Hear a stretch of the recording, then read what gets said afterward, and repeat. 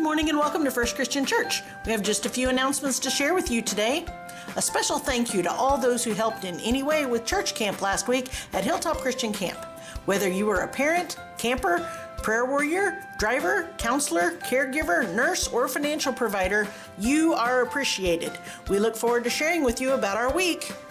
Vacation Bible School starts today. Free dinner for all of our VBS families at 5:30 p.m. in the Solid Rock Cafe. Children can be pre-registered for VBS. Just click on the link from the church website or the church Facebook page, or they can be registered at the Solid Rock Cafe tonight. Also, there's a very important meeting today at 10 a.m. in the fellowship hall for all VBS volunteers. If you're helping with VBS in any way, it's important for you to be there. See Rose for more details. Our VBS closing program will be next Sunday at 10:45 with a free lunch to follow. Join the FCC family on a road trip to Indianapolis. August 27th is officially FCC Day at the Indianapolis Indians baseball game. Game starts at 1:30 p.m. and cost is only $14 per person. To reserve your seat, sign up in the foyer. The next FCC board meeting is Saturday, August 12th. Everyone is welcome to attend. It will be held in the FCC offices at 9 a.m. We're gearing up for another exciting Operation Christmas Child season. We will be having 2 work days, one August 12th and another on October 7th. Both are from 1 to 4 p.m. in the FCC Fellowship Hall. Everyone is invited to help. We're seeking volunteers to help 1 day per week from 2:30 to 5:30 p.m. during the school year to help with the FCC After School Care program. If you would like to help with this thriving ministry, please see Haley Leeds. There are more announcements in your bulletin, and don't forget that we keep the church website, Facebook page, and Twitter filled with the latest and greatest happenings here at First Christian Church. That's it for our announcements. Have a great week.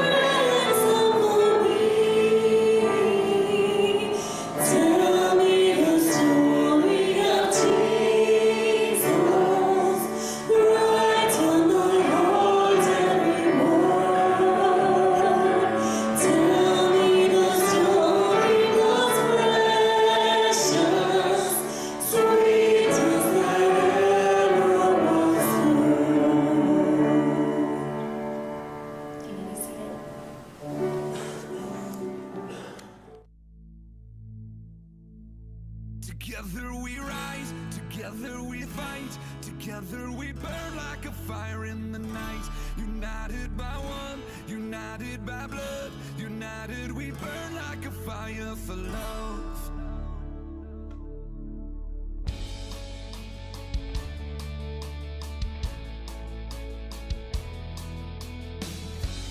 This is it, now's the time.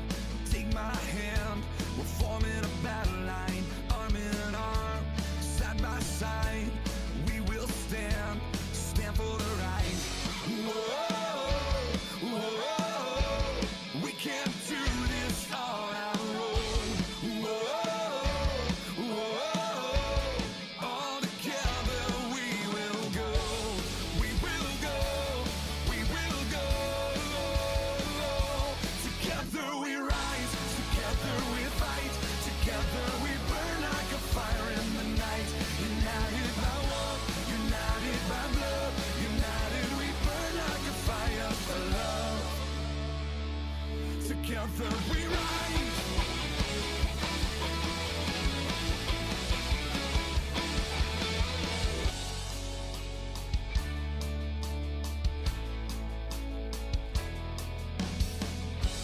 Here and now, join with me for the King.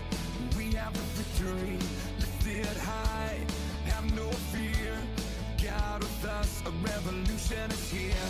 Whoa, whoa, we can't do this on our own. Whoa, whoa, all together we will go. We will go, we will go.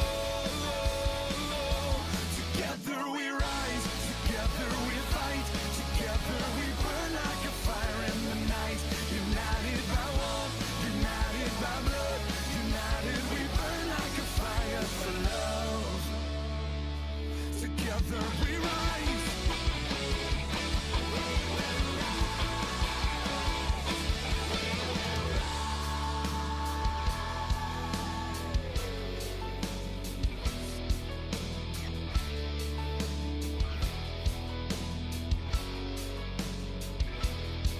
We will rise against the enemy in the name of love for the least of these. We will rise with strength beyond our own. Brothers and sisters, till kingdom come, we will rise as one like a force unseen. We will rise by falling on our knees. We will rise as one like a force unseen. We will rise by falling on our knees. We will rise, we will rise, we will rise, we will rise. Together we rise, together we fight, together we burn like a fire in the night.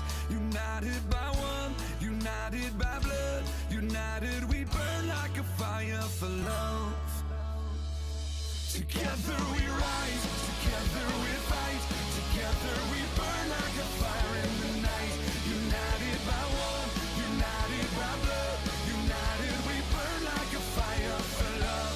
Together we rise, together we fight, together we burn like a fire in the night.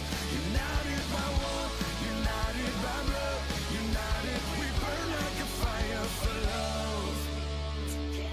Together we rise.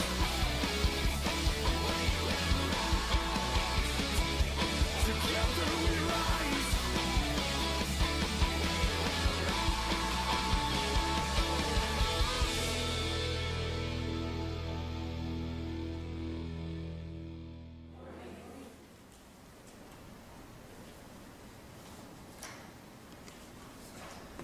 Well, by now everybody knows that we did spend the week at camp, and it was a great week. We had 74 kids who attended that week from various churches, 30 of which came from ours. Then we had 18 adults, and this is very telling. 18 adults who took time out of their busy schedules, their busy lives, some of them taking vacation time, to come out and to serve along with each and every one of these students. But it was on the way to camp that Christy and I were just talking about some things, going over some final touches, that I mentioned to her that we had to agree on something, that we had to make sure to keep poison and negativity out. To not give poison and negativity even a foothold into this week. Instead, we needed to make a commitment to each child to bring them closer to Christ. Make a commitment to every adult to help them be the best that they can be while we're serving alongside one another for Christ. And as a result of that, and I do believe this is no coincidence, I do believe this is because negativity and poison did not control the week. As a result, as was mentioned earlier, 8 campers came forward wanting to be baptized. We only had 20 who had not been baptized coming into the week. And 7 of them were baptized at the last day of camp. By far the most kids we've ever had to attend a week of camp, and by far the most baptisms that we've had in a week of camp. But today I want to talk about kind of a darker side of things. I think it's easy to preach a sermon on what we can do to make a difference and how we can make a difference, and I think those things are easy to preach on, but maybe something that's not easy to talk about is why my life is not making a difference. There have been weeks of camps in the past that after we had got home from the week of camp, we decided, the question was in my mind, did I really make a difference? There was basketball seasons that I've had that I've asked myself, did I make a difference? Sunday mornings, did I make a difference? And I feel like each and every one of us have had that thought. We spent so much time on something, and Vacation Bible School is another big one. We spend so much time preparing, getting everything ready, talking it all, and then we ask ourselves at the end, did we really make a difference? Maybe we're asking that question in our own lives. I know parents whose kids have become wayward and they've asked themselves the same question. Did I mess up? Why was I not making a difference? Well, we don't have answers for each and every person. But what I can say is there are a couple things that we're going to talk about today that will contribute to not making a difference. Maybe the very reason why we're not making a difference, or we're not making a difference that we could be making. And that starts with what I talked about earlier. It starts with poison and negativity. In Acts 14, 2 through 5, that will be behind me, it says this, but the Jews who refused to believe stirred up poison in the minds of the Gentiles against the brothers. So they stayed there for some time and spoke boldly in reliance on the Lord, who testified to the message by his grace, by granting the signs and wonders being performed through them. But the people of the city were divided, some siding with the Jews, some siding with the apostles. And when an attempt was made by both the Gentiles and the Jews with the rules to assault and stone them. This was an incredible event that was going on. People were coming out of the woodwork to see what was happening. All these people were learning about Christ. And it was such a beautiful, awesome event that was going on. But there was some negative things that started happening. Poison entered into that crowd. Now, what does a poison do? Well, there's several things that give off poison, but what does poison do? In a very elementary approach to this, poison enters into a healthy body. And once it enters into a healthy body, it actually turns the body against itself. A poison can create serious illness, serious injury, and even death. A person who is completely healthy, completely absent of poison, can be in very grave danger once the poison enters in. Now, where does poison come from? Well, some of our fears, some of our phobias. Poisons come from spiders, from snakes, and all kinds of different other animals. Poison comes from cancer. It comes from the outside of the body. When poison enters in, it enters in as a foreigner. It enters in as not part of the body. But then it becomes very much a part of the body. I really think that's a good description of people who are poisonous. Maybe they're not literally poisonous, but they are poisonous when it comes to the spiritual aspect of the church. They come in from the outside, They're not coming from a pure place. They don't have the same focus that the rest of the church has. Their attitude is an attitude to destroy, much like physical poison does to the physical body. It enters into a otherwise healthy church body, and it destroys. Poison takes the form of selfishness, of arrogance, of dogmatic, of overwhelmingly negative, and a very, very negative outlook on life. Poison spreads all throughout the host. And when we talk about in the church family or in your family at home, it goes from person to person, infecting people. Now, sometimes our poison is immune. We're immune to it. It's not anything that we give into. Instead, we can actually diffuse it. We can actually put out that fire. But many times it's not. Many times it infects us. And pretty soon we become just as poisonous as the person who poisoned us. Now, very much like poison is negativity. And I believe negativity is an outlook on life. It's a lifestyle. Negativity is so easily can be a part of our attitude. I know a lot of people who they thrive on being negative. I love the people who are optimistic and positive, but there are so many people that I know and you know that just seem to thrive on doom and gloom, on negativity. We can't get our way, so we're negative. We're negative to the point that people don't want to be around us, and oftentimes we'll get our way because it's just not worth the fight. When we're a negative person, people go out of their way to avoid us. Not to mention, we're miserable. We're absolutely miserable. Negativity isn't something that just goes away. It spreads from person to person, just like poison, just like an infectious disease. It takes one person to corrupt an entire group of people by their negativity, and it consumes and it spreads like wildfire. Now understand, negativity will destroy. Negativity will put distance between great friends. Negativity will cause family members to become bitter enemies. Negativity will ruin companies, it will ruin churches, and it will ruin lives. As a result, we're not making a difference because we're so focused on all the other things. We're focused on the poison that enters into our body. We're focused on the negativity that surrounds us. So why am I not making a difference? It may be that negativity. It may be the poison. Now the apostles, they did what they could, and they did things that we can't do. The apostles showed all these signs and miracles. I wish we had that power. I wish we had the power to show all these signs and miracles to convince everybody that He is God and it will stop their negativity. But as you see, there's a lot of people who saw all these signs and wonders and they were still poisonous. They were still negative. God has given us gifts and talents to use.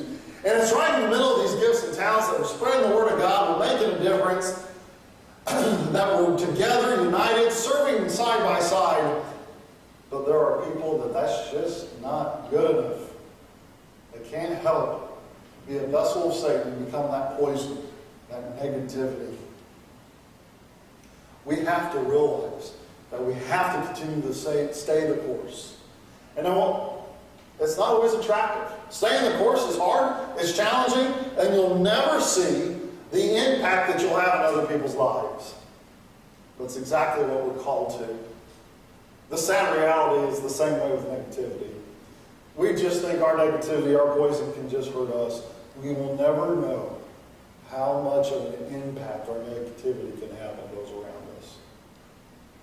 This week when we were at camp, I taught a class on live out loud. That's what the shirt says. Live out loud through your struggles. And I asked the kids on one side of the index card to write out all their struggles. And on the back of the index card, I asked them to write out all their hurts. What hurts you? And it was so telling. Now, not all the kids were honest. Not all the kids were open, vulnerable. And not all the kids took it serious. There were some goofy things that were on there. But I have to say, a majority of them did. And what I found out are things that we knew, but when you have the evidence, it's a tough pill to swallow. I found out that they are exposed to so much poison.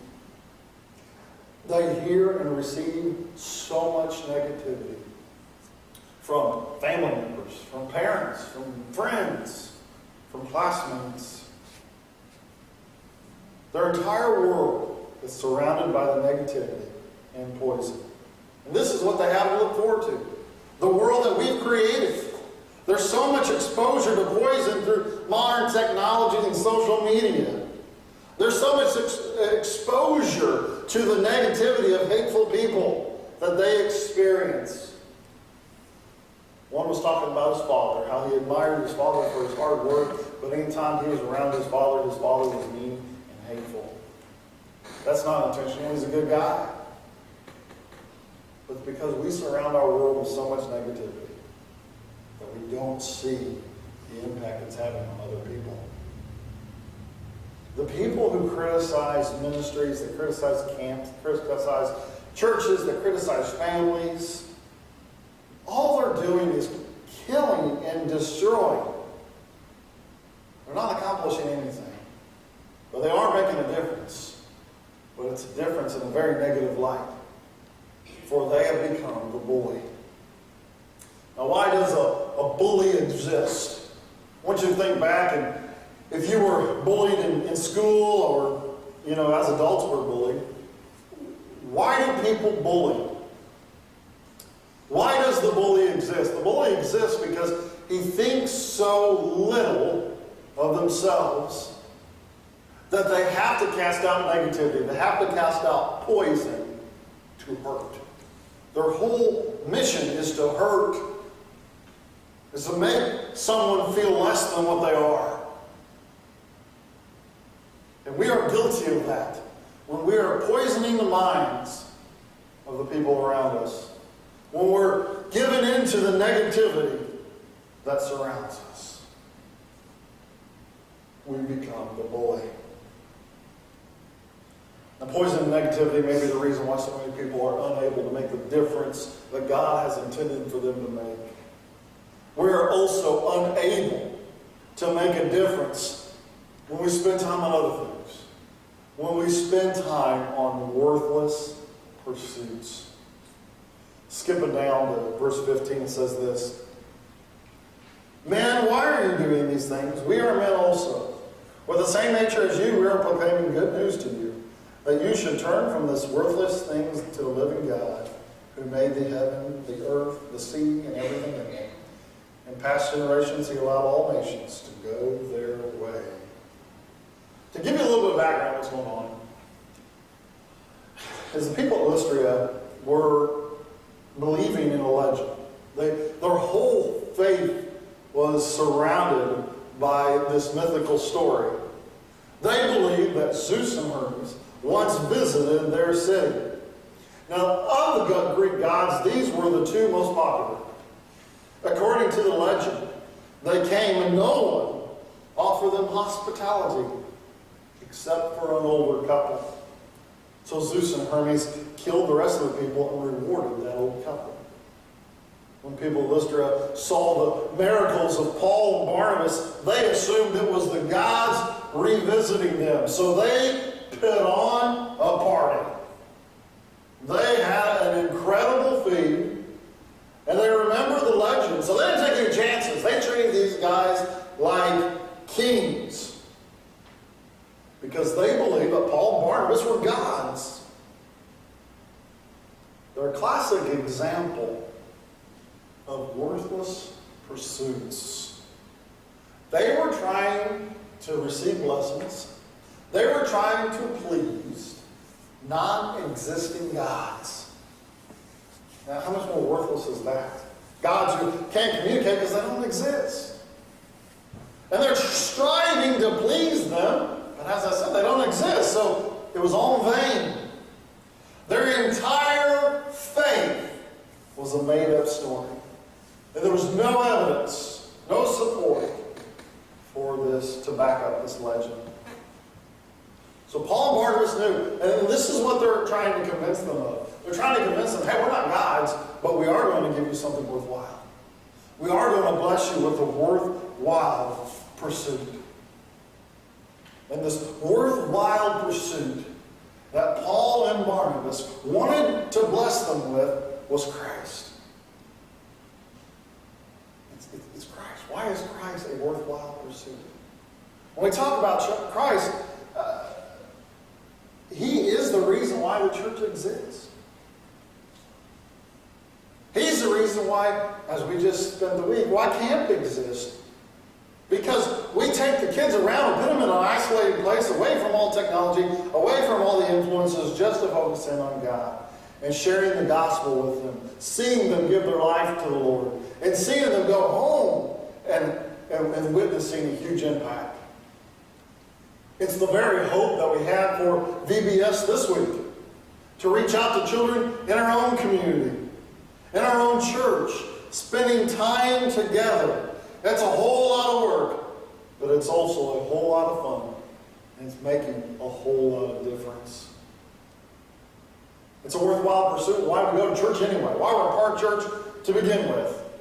Because we have our church family. We love our church family. We appreciate our church family. Our church family came together and sent so many kids to camp. Our church family has come together and done so many things for Operation Christmas Child and so many things within our own community. Not to mention just to be a part of a family, watching the children grow and developing lifelong relationships that we have ourselves. How many people are you very close to all because you attend the same church? Christ is the reason why missions exist anyway. While making a difference in our community, we also have an opportunity to make a difference in our church, in our camp, in our mission, in the world. With things like OCC, with things like the other mission organizations that we support, with Louisville Bible College and training people for ministry. Those are all part of what we do. And it's all worthwhile. Because it's an everlasting difference. Now there are pursuits that aren't worthwhile. Money offers temporary happiness. Now you can't take it with you. And sure, you can make a nice place for your family and give them all the things that they need to become well-rounded people and to thrive. And that's all admirable. But money will only last as long as you live.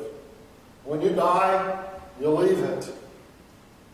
And you won't even enjoy the gift of giving. Other things that just aren't worth it are, the fanatical culture that we live in. Whether it's through sports, whether it's through music or the worship of all these stars, this unhealthy obsession that we have becomes all worth what we think is worthwhile. And you know what? It isn't. There's no reason for those kinds of pursuits. And then we have addictions. Addictions that will hook you, that will control, and will cause damage. None of these things are worthwhile. And the list can go on and on. I'm just naming a few. But ask the addict, is it worth it? Ask someone who lost it all because of a gambling addiction and say, was it worth it? We make countless decisions that aren't worth the result. And we would do anything that we could to change those decisions. And if we could, we would. But understand, it's temporary. What are you spending your life with right now? And the way to measure, am I spending my life on worthwhile pursuits? Or are we talking about a temporary, or are we talking about an everlasting difference? Spending time with your kids and your grandkids, to know that they are loved and cared for, that's an everlasting difference. Making sure they're entertained for the afternoon is a temporary one. An everlasting difference is spending time in prayer and study of the Bible.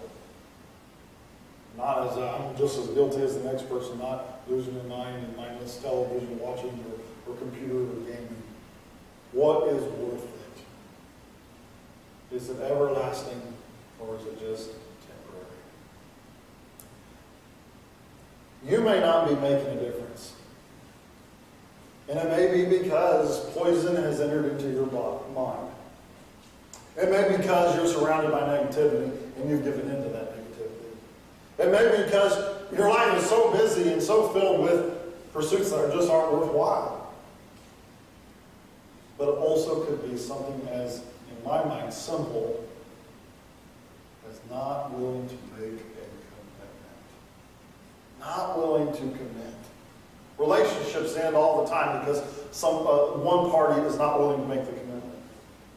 Partnerships end because somebody's not willing to make a commitment. Marriages end because the commitment's not there.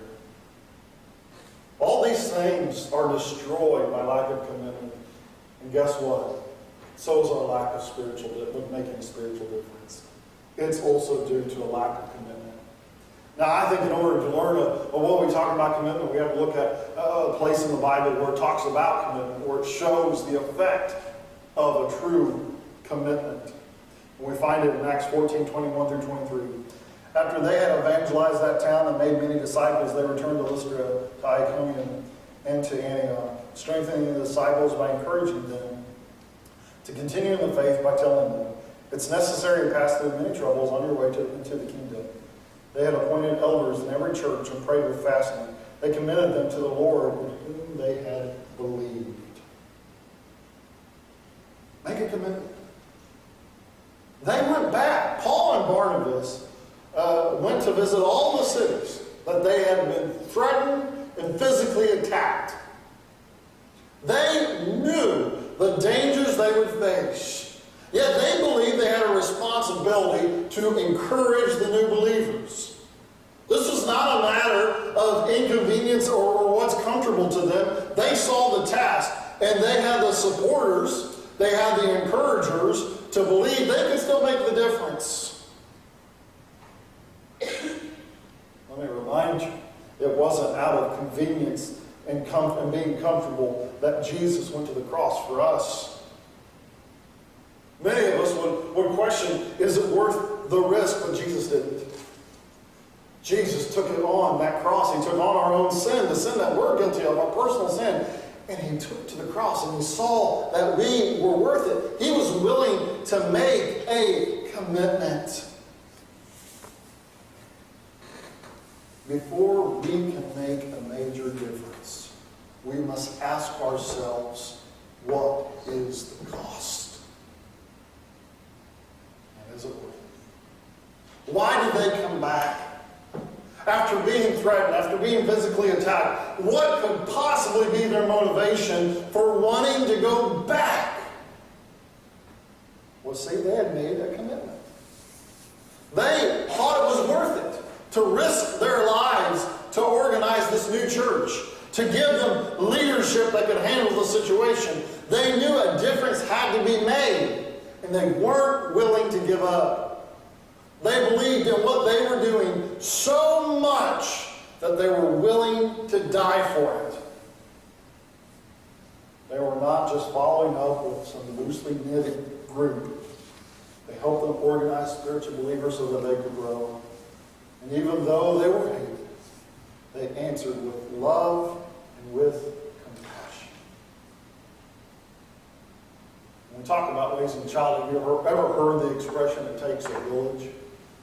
Now, what does that mean, it takes a village? Well, it means that every child has a great number of people who influence them. You know, whether it's parents, grandparents, teachers, aunts and uncles, friends of the family, church family, the list goes on and on. But there's a bunch of people involved in their lives as they grow. So by taking a village, it does take a village, because each and every one of those people have a role.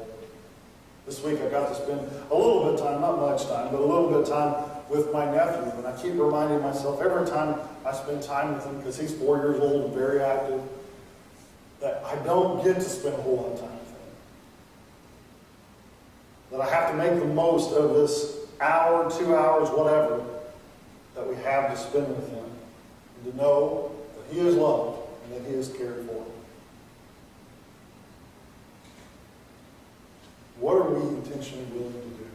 What commitment are we willing to make? I can say this. I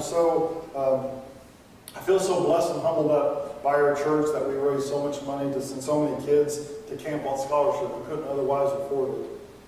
Our church alone raised, just out of people who are coming forward and giving, $2,500. That's not anything out of church money.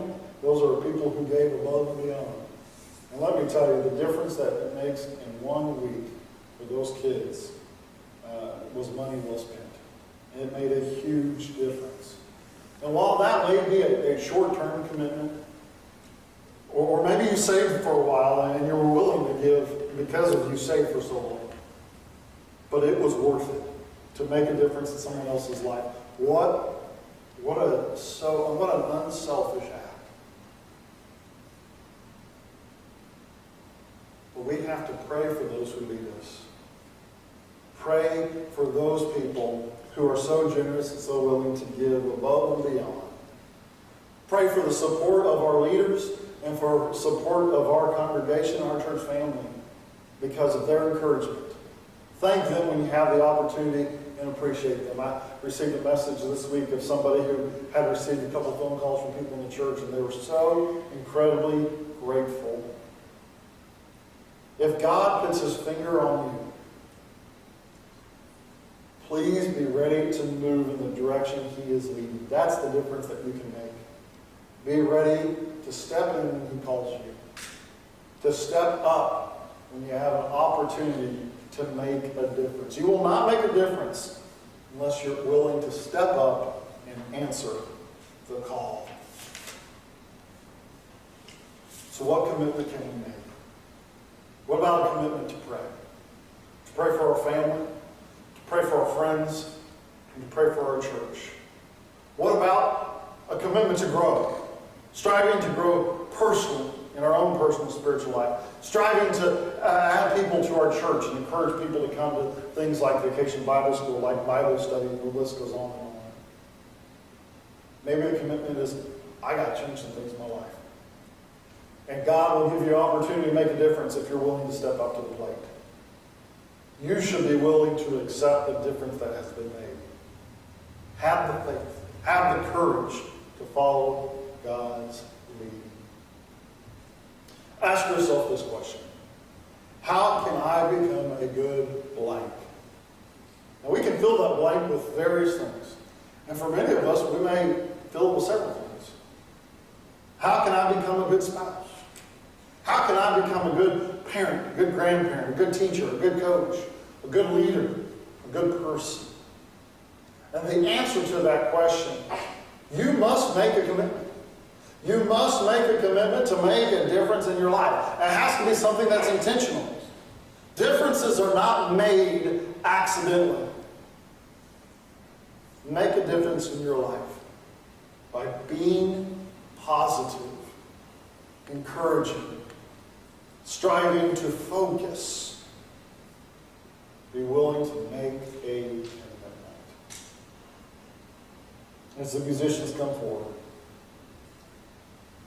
why is my life not making a difference? Maybe it's because we're allowing poison and negativity to become who we are.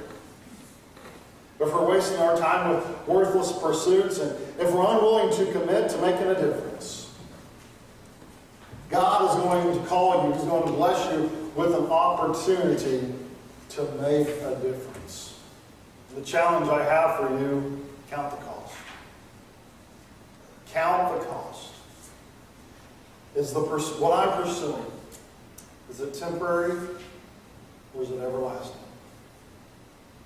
And what I'm pursuing, is it something out of poison, out of negativity, trying to damage someone in some way? Or is it positive and uplifting? And what commitment am I willing to make? Maybe it's a short-term commitment. Maybe it's a commitment of prayer. Maybe it's a financial. Maybe it's a commitment of service or study and personal growth. But you cannot make a difference in your life if you've allowed poison and negativity to take control, if you're not pursuing the things that are everlasting, make a commitment. Make a difference. Those around you and your family, church family, friends, they need it. They need you. As we enter into these final moments of worship, let's stand. If anyone here has a decision to accept Jesus Christ as your first Lord and Savior, to be a part of our church family officially, or maybe you just need prayer, this is our time to make a decision. Let's praise the Lord in these final moments of worship that we have this morning.